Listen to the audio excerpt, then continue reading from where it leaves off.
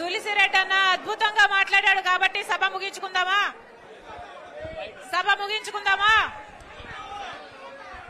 తులసిరెడ్డి అన్న అద్భుతంగా మాట్లాడాడు.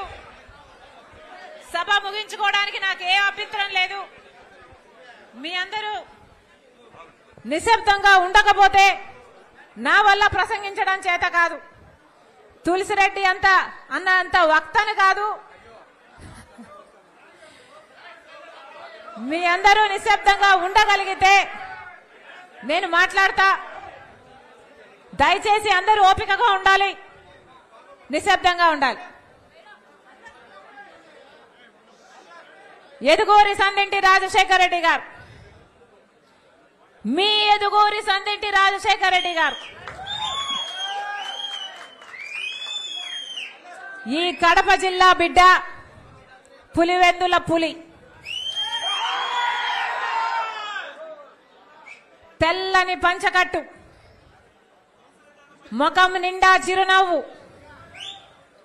ఈ రోజుటి వరకు కూడా కోట్ల మంది తెలుగు ప్రజల గుండెల్లో ఆ ప్రతిబింబం అలాగే నిలిచిపోయింది. డాక్టర్ వైఎస్ రాజశేఖర రెడ్డి గారు అంటే ఆయన పరిపాలనతో, ఆయన పథకాలతో ముఖ్యమంత్రి అంటే ఇలా ఉండాలి, ముఖ్యమంత్రి అంటే ఇలా పని చేయాలి అని ఒక మాదిరిగా నిలిచి చూపించిపోయాడు రాజశేఖర రెడ్డి గారు. రాజశేఖర రెడ్డి గారి పథకాలను పొందని వాడు లేడు. పార్టీలకు అతీతంగా రాజశేఖర రెడ్డి గారి పథకాలు ప్రతి ఒక్కరూ పొందారు. అది రాజశేఖర రెడ్డి గారి మార్క్ రాజకీయం. రుణమాఫీ రాజశేఖర రెడ్డి గారి మార్క్. 50 లక్షల మంది బిడ్డలకు ఫీజు రీయింబర్స్మెంట్ రాజశేఖర రెడ్డి గారి మార్క్, వైఎస్ఆర్ మార్క్. మీరు ఏది కావాలంటే అది చదువుకోండి. మీరు డాక్టర్ అవుతారా, మీరు ఇంజనీర్ అవుతారా, మీరు ఎంబీఏ చేస్తారా, మీరు ఎంసీఏ చేస్తారా, మీరు ఏది కావాలంటే అది చదువుకోండి, ప్రభుత్వమే ఉచితంగా చదివిస్తుంది అన్న భరోసా కల్పించిన నాయకుడు రాజశేఖర రెడ్డి గారు. 50 లక్షల మంది విద్యార్థులకు ఫీజు రీయింబర్స్మెంట్ ఇవ్వడం వైఎస్ఆర్ మార్క్. రైతులకు రుణమాఫీ వైఎస్ఆర్ మార్క్. 46 లక్షల పేదలకు పక్కా ఇల్లు కట్టడం వైఎస్ఆర్ మార్క్. రైతును రాజు చేయడం, వ్యవసాయాన్ని పండుగ చేయడం, క్రాప్ ఇన్సూరెన్స్ తో సహా అన్ని అద్భుతంగా ఇవ్వడం వైఎస్ఆర్ మార్క్. కోయి కోయి కోయి కోయి 108 వైఎస్ఆర్ మార్క్. మాట తప్పడం, మడమ తిప్పడం రాజశేఖర రెడ్డి గారికి చేత కాదు. ఇది వైఎస్ఆర్ మార్క్. తనకు మేలు చేస్తే ఆ మేలును జీవితాంతం గుర్తు పెట్టుకోవడం వైఎస్ఆర్ మార్క్. నా అనుకున్న వాళ్ళ కోసం ప్రాణం సైతం ఇవ్వడం వైఎస్ఆర్ మార్క్. ఒకసారి నా అనుకున్న తర్వాత జీవితంలో వాళ్ళను కోల్పోకుండా తన మనసులో పదిలంగా ఉంచుకోవడం వైఎస్ఆర్ మార్క్. ఇది వైఎస్ఆర్ మార్క్. రాజశేఖర రెడ్డి గారు ఎంత అద్భుతంగా పరిపాలన చేశారు. ప్రతి వర్గాన్ని, ప్రతి కులాన్ని, కులాలకు అతీతంగా, మతాలకు అతీతంగా, పార్టీలకు అతీతంగా, ప్రాంతాలకు అతీతంగా అందరు ప్రజలను సమానంగా ప్రేమించడం వైఎస్ఆర్ మార్క్. ప్రజలకు అందుబాటులో ఉండడం, ప్రజా దర్బార్ వల్ల ప్రజలకు నిత్యము అనుక్షణం అందుబాటులో ఉండడం వైఎస్ఆర్ మార్క్. ఇప్పుడున్న నాయకులు పెద్ద పెద్ద కోటలు కట్టుకున్నారు. కానీ ఆలోచన చేయండి, రాజశేఖర రెడ్డి గారు ముఖ్యమంత్రిగా ఉంటే ఏ ముఖ్యమంత్రి చేయని ఆలోచన, నేను రచ్చబండకు వెళ్ళాలి, ప్రజల దగ్గరికి వెళ్ళాలి, ప్రజలకు అన్ని పథకాలు అందుతున్నాయో లేదా చూడాలి, అసలు ఇంకా ఇల్లు లేని వారు, పెన్షన్ లేని వారు ఎవరైనా ఉన్నారా అంటే ఒక్క చెయ్యి కూడా లేయకూడదు అని రాజశేఖర రెడ్డి గారు ప్రజా మనిషిగా, ప్రజల నాయకుడిగా ప్రజల కోసమే బతకడం కాకుండా ప్రజల కోసమే ప్రాణం పెట్టడం రాజశేఖర రెడ్డి వైఎస్ఆర్ మార్క్. ఇది రాజశేఖర రెడ్డి గారి రాజకీయ ప్రస్థానం. ఇది రాజశేఖర రెడ్డి గారి తెలుగు ప్రజల గుండెలతో ప్రస్థానం, తెలుగు ప్రజలతో తన ప్రస్థానం. ఇలా పరిపాలన చేశాడు రాజశేఖర రెడ్డి గారు. ఈ కడప జిల్లా రాజశేఖర రెడ్డి గారు ఎంతో చేశారు.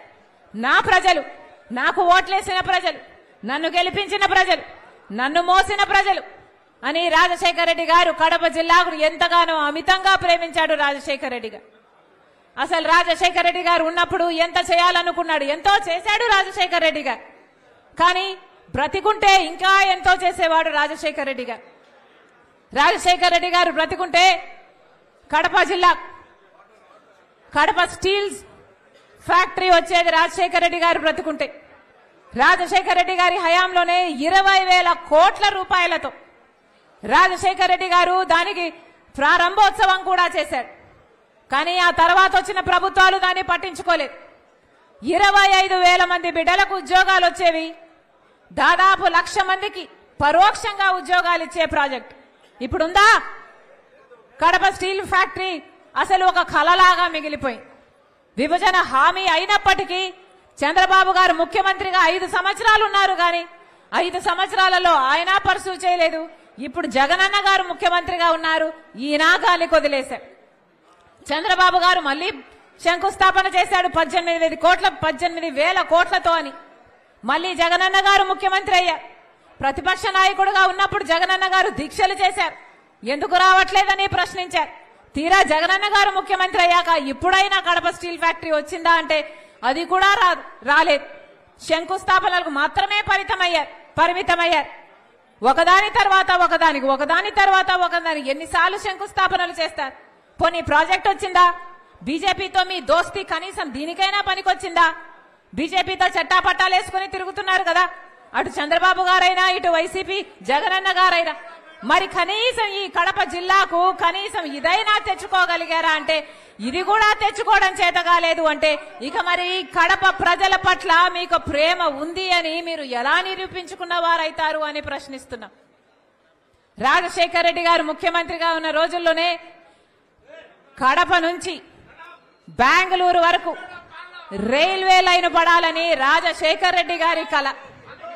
ఈ రాజశేఖర రెడ్డి గారి కలను నెరవేర్చడమైనా పోనీ ఈ ప్రభుత్వానికి చేతనైందా అంటే అది కూడా చేతగాలేదు.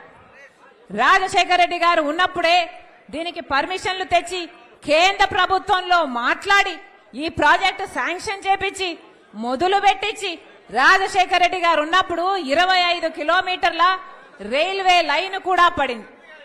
కానీ ఆ తర్వాత మళ్ళీ 1 కిలోమీటర్ పడితే ఒట్టు. ఆ తర్వాత విభజన హామీ అన్నారు, నెరవేరుస్తాము అన్నారు. ఆ తర్వాత బీజేపీ పార్టీ అధికారంలోకి వచ్చింది.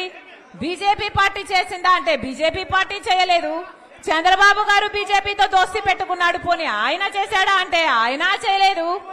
ఆఖరికి జగనన్న గారు చేస్తాడా అనుకుంటే అసలు మాకు ఈ ప్రాజెక్టే అవసరం లేదు, బెంగళూరు టు కడప అసలు రైల్వే లైనే అవసరం లేదు అని ఈయన లేఖ రాసి ఒక చిన్న రైల్వే లైన్ అడిగాడు. అంటే మరి ఇక్కడ ఈ వ్యవసాయమైనా ఈ కార్గోకైనా మార్కెటింగ్ అయినా ఎంత పనికొచ్చేది ఆ రైల్వే లైన్?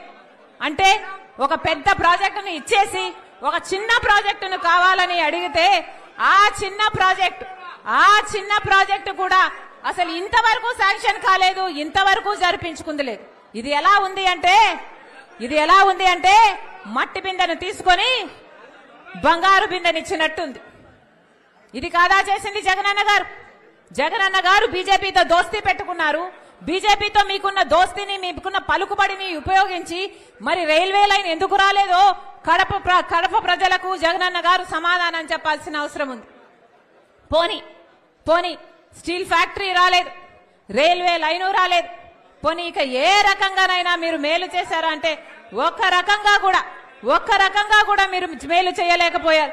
కనీసం అన్నయ్య ప్రాజెక్టులో మెయింటెనెన్స్ కూడా చేయకపోతే, దాని గ్రీసింగ్ మెయింటెనెన్స్ చేయకపోతే ఆ గేట్లన్నీ కొట్టుకుపోతే ఆ వరద నీరంతా వచ్చి 450 కుటుంబాలు ఇల్లు కోల్పోయాయి. 40 మంది ప్రాణాలు కోల్పోయారు. ఎంతమంది అసలు పశువులు ఎన్ని చచ్చిపోయాయి, ఎంత నష్టం జరిగింది, ఆస్తి నష్టం ఎన్ని వేల కోట్ల జరిగింది, పోనీ అదైనా ఆదుకున్నారా అంటే సర్కారు చేసిన తప్పుకు పాపం ప్రజలు బలైపోతే ఈ రోజుటి వరకు వాళ్ళ ఇల్లు లేకుండానే బతుకుతున్నారు తప్ప పోనీ వాళ్ళని ఆదుకున్న పాపాన కూడా పోలే. మరి జగనన్నకు కడప జిల్లా పట్ల ప్రేమ ఉంది అని ఎలా నమ్మడు, ఎలా విశ్వసించడం, ఎలా నిరూపించుకుంటారు? మీరు బీజేపీతో మీరు దోస్తీ పెట్టుకున్నారు, బీజేపీకి మీరు చట్టా పట్టాలు వేసుకుని తిరుగుతున్నారు, బీజేపీకి మీరు బానిసలై ప్రతి దాంట్లోనూ వాళ్లకు సపోర్ట్ చేస్తున్నారు, వాళ్లకు మద్దతు ఇస్తున్నారు. ఇదేనా రాజశేఖర రెడ్డి గారు చేస్తుండే పని? ఒకవేళ రాజశేఖర రెడ్డి గారే బ్రతికుంటే బీజేపీకి మద్దతు ఇచ్చునా? రాజశేఖర రెడ్డి గారే బ్రతికుంటే బీజేపీ వల్ల ఏదైనా సాధ్యం అయ్యుండేది అని రాజశేఖర రెడ్డి గారి నమ్మేవారా? రాజశేఖర రెడ్డి గారు మద్దతు ఇచ్చేవారు. మరి రాజశేఖర రెడ్డి గారి ఆశయాలను నిలబెట్టిన వాళ్ళు ఎలా అవుతారు మీరు అని అడుగుతున్నాం. రాజశేఖర రెడ్డి గారు బీజేపీ పార్టీని ఎన్నిసార్లు వ్యతిరేకించలేదు, ఎందుకంటే అది ఒక మతతత్వ పార్టీ కాబట్టి. రాజశేఖర రెడ్డి గారి మార్కు ముస్లిం రిస్క్ 4% రిజర్వేషన్ ఇవ్వడం. అదే బీజేపీ పార్టీ ఏం చేసింది? గోధ్రాలో ముస్లింలను నరికి చంపేసింది, మణిపూర్లో క్రైస్తవులను నరికి చంపేసింది. అందుకే కదా రాజశేఖర రెడ్డి గారు బీజేపీకి ఎప్పుడూ వ్యతిరేకించారు. మరి అలాంటి బీజేపీ పార్టీకి జగనన్న గారు ఇంత బేషరతుగా మద్దతు ఇస్తున్నారు అంటే మీరు రాజశేఖర రెడ్డి గారి ఆశయాలను నిలబెట్టిన వాళ్ళు ఎలా అవుతారు అని కడప ప్రజలకు సమాధానం చెప్పాలి జగనన్న గారు. అసలు ఈ రోజు ఒక్క విషయంలోనైనా మనకు బీజేపీ మనకు సహాయం చేస్తున్నా, మన రాష్ట్రానికి ఒక మేలు చేస్తున్నా, మీకు మద్దతు ఇచ్చినా ఒక అర్థం ఉండే. కానీ బీజేపీ పార్టీ మనకు ప్రత్యేక హోదా ఇవ్వలేదు, అయినా జగనన్న గారు టీడీపీ మద్దతు ఇస్తున్నాయి. బీజేపీ పార్టీ మనకు పోలవరం ప్రాజెక్టు కట్టలేదు, అయినా అటు జగనన్న గారు టీడీపీ మద్దతు ఇస్తున్నాయి. బీజేపీ పార్టీ మనకు రాజధాని విషయంలో సహాయం చేయలేదు, అయినా జగనన్న గారు చంద్రబాబు గారు బీజేపీ పార్టీకి మద్దతు ఇస్తున్నారు.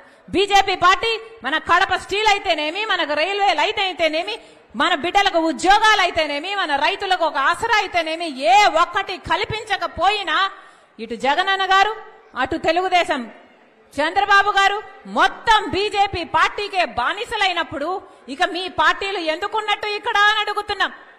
మన రాష్ట్రంలో కనీసం ఒక్క ఎమ్మెల్యేని గెలవలేదు బీజేపీ పార్టీ, మన రాష్ట్రంలో ఒక్క ఎంపీని కూడా గెలవలేదు బీజేపీ పార్టీ. ఒక ఎంపీని గెలవకుండా, ఒక ఎమ్మెల్యేని గెలవకుండానే బీజేపీ పార్టీ వశమైపోయింది ఆంధ్రప్రదేశ్, బీజేపీ పార్టీ కైవశమైపోయింది ఆంధ్రప్రదేశ్. ఎందుకంటే ఇటు పాలకపక్షం జగనన్న గారు, అటు ప్రతిపక్షం టీడీపీ చంద్రబాబు గారు మొత్తం ఇద్దరు బీజేపీకి బానిసలయ్యారు. ఆంధ్ర రాష్ట్ర ప్రజలను బానిసలుగా చేయాలని చూస్తున్నారు. ఇక మొత్తం అన్నిటికీ ప్రతి దానికి మీరు బీజేపీకి మద్దతు ఇస్తుంటే బీజేపీ మనకు రాష్ట్రానికి ఒక్క మేలు చేయకపోయినా మీరు కనీసం నిలదీసే దమ్ము ధైర్యము మీకు లేకపోతే మరి మిమ్మల్ని ప్రజలు ఎందుకు నమ్మాలి, మీకు ఎందుకు ఓటేయాలి? కాంగ్రెస్ పార్టీ నాయకులు, కార్యకర్తలు ఈ మాటను ప్రజల్లోకి తీసుకువెళ్లాలి. కాంగ్రెస్ పార్టీ నాయకులు ప్రతి చోట చెప్పాలి, బీజేపీ పార్టీ అంటే ఎవరో కాదు, ఏదో కాదు. మన రాష్ట్రంలో ఒక ఎమ్మెల్యేని, ఒక ఎంపీని కూడా గెలుచుకోలేదు బీజేపీ పార్టీ. మన రాష్ట్రంలో బీజేపీకి ఉనికే లేదు అనుకుంటున్నారేమో, రాష్ట్రం అంతా ఉంది. ఎలా ఉందంటే బీజేపీ పార్టీ అంటే మన రాష్ట్రంలో ఇంకేదో కాదు, ఇంకెవరో కాదు. బీజేపీ అంటే బాబు, జగన్, పవన్. బి అంటే బాబు, జే అంటే జగన్, పి అంటే పవన్. దేశమంతా బీజేపీకి వేరే అర్థం ఉండొచ్చు, కానీ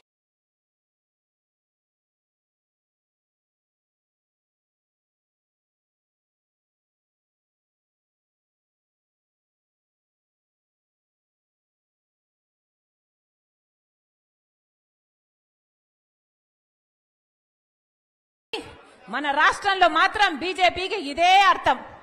వీళ్లకు కాదు, మనకు బీజేపీ ఏ లాభం చేయదు. అయినా జగనన్న గారు, టీడీపీ గారు బీజేపీ పార్టీకి ఊడిగలు చేస్తారు, బానిసలైపోతారు.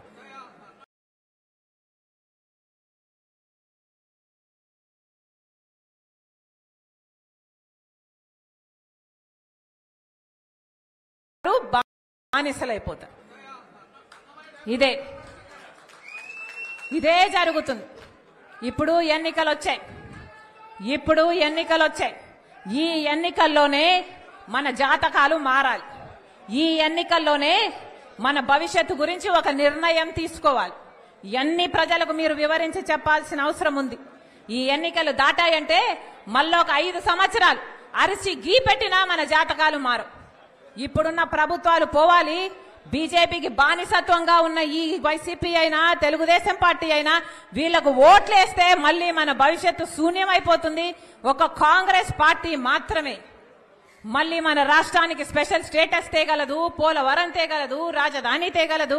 కడపలో స్టీల్ ఫ్యాక్టరీ అయినా, రైల్వే లైన్ అయినా ఇవన్నీ సాధ్యం కావాలన్నా, మన బిడ్డలకు ఉద్యోగాలు రావాలన్నా, వ్యవసాయం మళ్ళీ పండుగ కావాలన్నా, రుణమాఫీ జరగాలన్నా ఇవన్నీ కావాలి అంటే కాంగ్రెస్ పార్టీ అధికారంలోకి రావాలి అని మీరు ప్రజల మధ్యకు తీసుకువెళ్ళాలి. ప్రతి ఒక్కరు కాంగ్రెస్ పార్టీలోని ప్రతి ఒక్కరు ఒక్కొక్క సైనికుడిగా కాదు, ఒక్కొక్క సైన్యంలా మారాలి. సరేనా? ఒక్కొక్క సైన్యంలా మారాలి. ఇది కడప జిల్లా. ఇది కడప జిల్లా. మిగతా అన్ని జిల్లాల కంటే కాంగ్రెస్ పార్టీ నాయకులకి, కార్యకర్తలకి ఇక్కడ ఎక్కువ వ్యతిరేకత ఉంటుంది. ఎందుకంటే ఇది జగన్మోహన్ రెడ్డి జిల్లా కాబట్టి. కానీ మనం గట్టిగా నిలబడి కాంగ్రెస్ పార్టీ కోసం పని చేయాలి. మనకేమి జగనన్నతో ద్వేషం లేదు. చెప్తున్నా, ఇక్కడ కడప జిల్లాలో నిలబడి చెప్తున్నా, ఇది నా పుట్టినిల్లు. పక్కన జమ్మలమడుగులో ఏ హాస్పిటల్లో అయితే రాజశేఖర రెడ్డి గారు పుట్టారో, ఏ హాస్పిటల్లో అయితే జగనన్న పుట్టాడో అదే హాస్పిటల్లో నేను కూడా పుట్టా. ఇది నా పుట్టినిల్లు. ఇది నా పుట్టినిల్లు. జగనన్నతో నాకేమీ ద్వేషం లేదు. ఆయనది కూడా నా రక్తమే. కానీ జగనన్న ముఖ్యమంత్రి అయిన తర్వాత మనిషి మారిపోయాడు. జగనన్న ముఖ్యమంత్రి అయినాక పాత జగనన్న కాదు. ఈ జగనన్న నాకు తెలియదు. నేను వైసీపీ కోసం, జగనన్న కోసం నిస్వార్థంగా 3200 కిలోమీటర్లు పాదయాత్ర చేశాను. నా ఇంటిని పక్కన పెట్టి, నా బిడ్డలను పక్కన పెట్టి, నా సర్వస్వాన్ని వదులుకొని ఎండనక వాననక రోడ్ల మీదనే బతుకుతూ నెలల తరబడి 3200 కిలోమీటర్లు నిస్వార్థంగా, ఏ పదవి కాంక్ష లేకుండా నిస్వార్థంగా వైసీపీ నిలబడాలి అని, ఆ రోజు ఆ పార్టీకి ఇంకా ఉనికే లేకుండా పోతుందేమో అని భయపడుతుంటే ఆ పార్టీ ఆ భారాన్నంతా నా భుజాన వేసుకొని ఒక్క మహిళ 3200 కిలోమీటర్లు పాదయాత్ర చేశారు.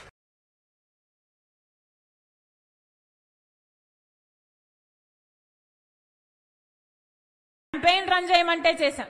ఎక్కడ ఏ అవసరం ఉన్నా, ఏ పదవిని కాంక్షించకుండా, నాకిది కావాలి, నాకిది చెయ్యి అని అడగకుండా ఒక సామాన్య కార్యకర్తకైనా పర్వాలేదులే అనుకొని ఆ రోజు అంత త్యాగం చేస్తే ఈ రోజు అదే వైసీపీ పార్టీకి అవేవి గుర్తులేదు.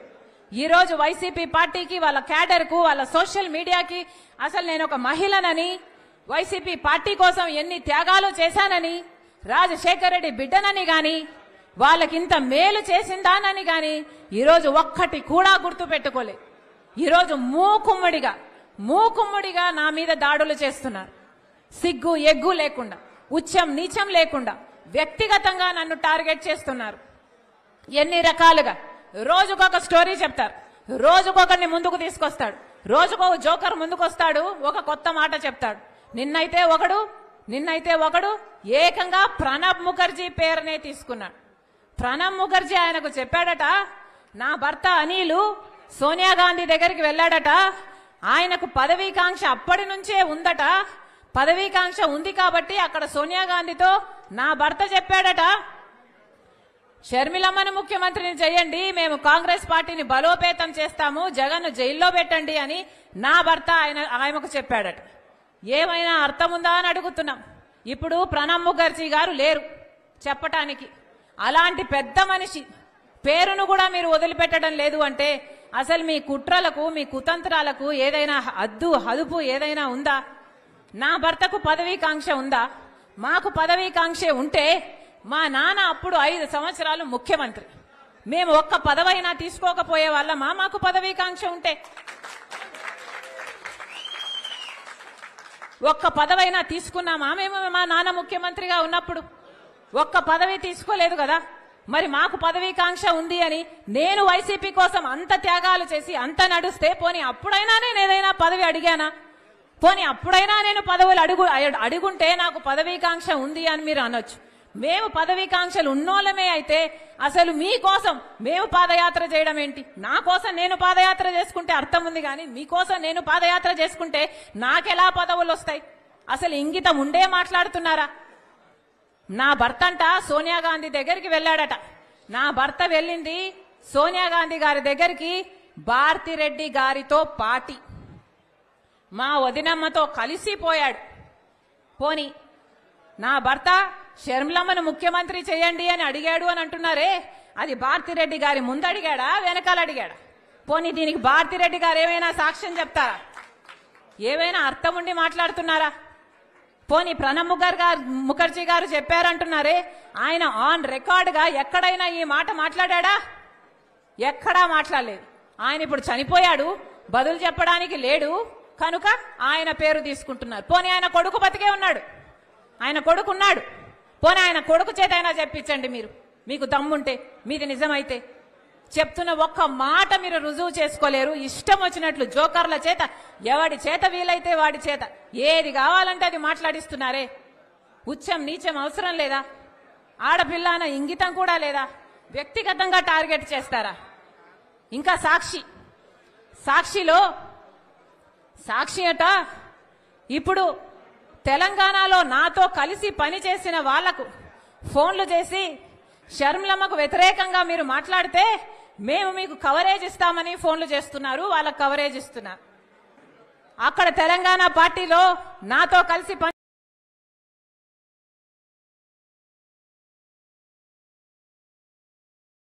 చేసిన వాళ్ళు మాకు ఫోన్ చేసి, అమ్మా మాకు ఇలా ఫోన్లు వస్తున్నాయి, మీరు వ్యతిరేకంగా